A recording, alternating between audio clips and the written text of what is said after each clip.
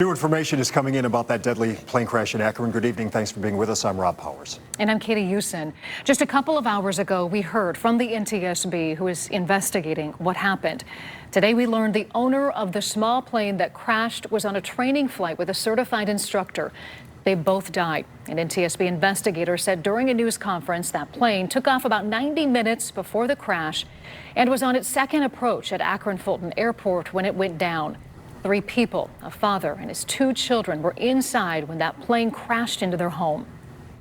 We still have 2 deceased pilots, so we have to keep that in mind, but I don't want that to take away from the fact that these 3 individuals have quite a story and were able to make it out. So that's the good news of the story. Investigators are not ruling out, they say, engine issues, possibly high wind as a cause of that crash. NTSB is asking if you saw what happened, saw that plane or the crash, and you have any video, that you send it to witness@ntsb.gov. They say this will help them in their investigation. And now we get to the other side of the story, the father who raced through the burning flames after the plane crashed to save his sleeping children. He spoke exclusively with your Summit County reporter, Bob Jones, today. Now, we need to warn you right here, some of the video here is tough to watch, but it does show just how close that family came to total disaster.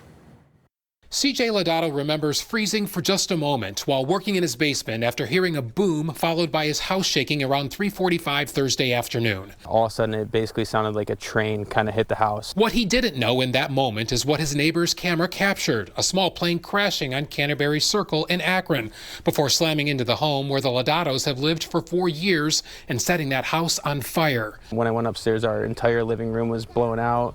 There was just black smoke and fire starting to come in. His immediate thought, get to his girls, Blake and Lainey, ages 5 and 1, who were both asleep on the second floor. And I just ripped them out of their beds and ran them right outside the front door.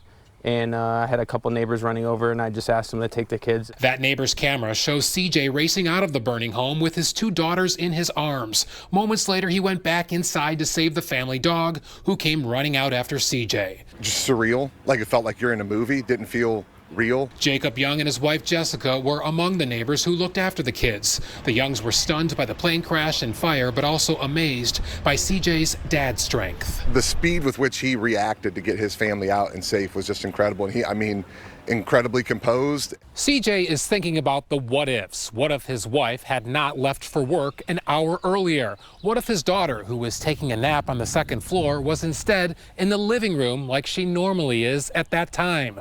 Through this tragedy, CJ is counting his blessings. Could have gone higher and hit my kids' rooms. It could have went through the house. CJ says his family's hearts hurt for the 2 people who died in the plane crash. We are very, they're in our thoughts and our prayers, and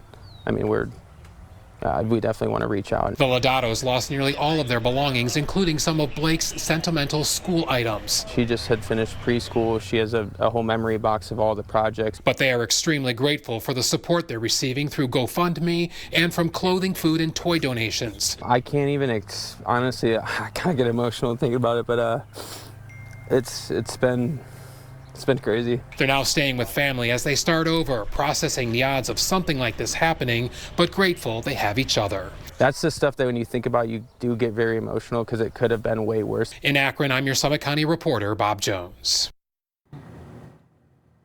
It's a beautiful family. Holy cow, CJ, wow. News 5 will continue our coverage of this deadly plane crash throughout the evening and over the coming days as well as we learn more about what happened. You can download the News 5 app for all the latest information.